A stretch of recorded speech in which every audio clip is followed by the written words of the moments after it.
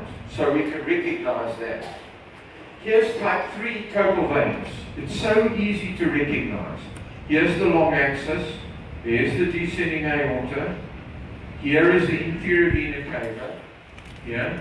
And in between the aorta and the inferior vena cava is a structure running behind the left atrium with color. And you see the flow going down into the liver there at the porta hepatis. So I could stop this if I'm lucky. I'll stop this here. Let me just go there. It won't let me stop it. Okay, but you can see this vein traveling down into the liver there is the anomalous vein. It's so easy to see. It's an unusual and abnormal structure. Okay, here's another one. And here you can see the descending aorta has been removed here, but the bronchi have been left on, and you can see that these are bilateral right bronchi.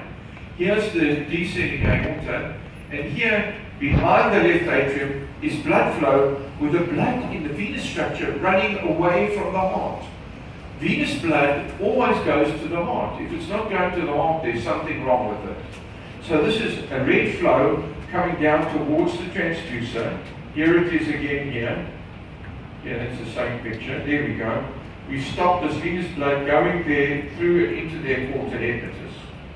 So very easy to recognize. I'll put this like the specimen. Okay? Now this is veins draining above the diaphragm. And here you can see this abnormal venous structure running above the aortic arch and coming into the superior vena cava here. Okay? So, not to confuse it with the ductus, there's this big structure over here which shouldn't be there in a small fetus. So, certainly you can travel and trace these structures all the way through here. And here's the hemodynamic vice. As we saw, I put this picture back up here. And here you can see that this structure is trapped between the bronchus behind and the aorta, and it runs up over the vessel and into the superior cava through the vertical vein.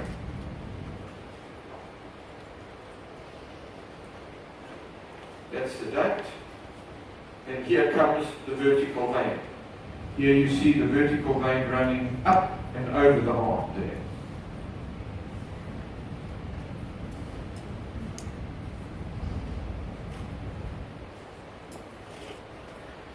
Now this one is very interesting.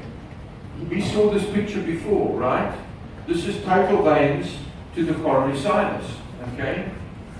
So this fetus was one of twins. You can see it's twin number B, the second twin, not presenting. And this baby has clearly an old aorta which overrides the ventricular septum. And this baby had, again, tetralogy of Fallot, which we will show you in some detail tomorrow. Okay? The aorta overrides the ventricular septum. What we failed to recognize was here's the pulmonary veins draining into the coronary sinus. You see it in long axis, and if you cut across it this way, you see the coronary sinus here receiving the veins and draining into the right atrium, just as we see here. And then see, maybe I can put this in the same orientation. So here comes the coronary sinus into the right atrium. So I've shown you all the varieties of veins, and there we've seen that one with the descending vertical vein. And the accompanying features of isomerism, which I showed you before, an AV canal, and pulmonary stenosis with transposition, and that really puts you in the category of a very bad prognosis. So for some patients we can do something. And as I showed you earlier on, here's an example of total anomalous pulmonary venous return with a 3D rendering by Philips company. And you see, I'm sorry, this is GE, I apologize. And you can see all the veins here draining in here into this confluence of structures. And of course you can take this once you get it and you can play around with the contrast and the brightness so that you can get a beautiful picture.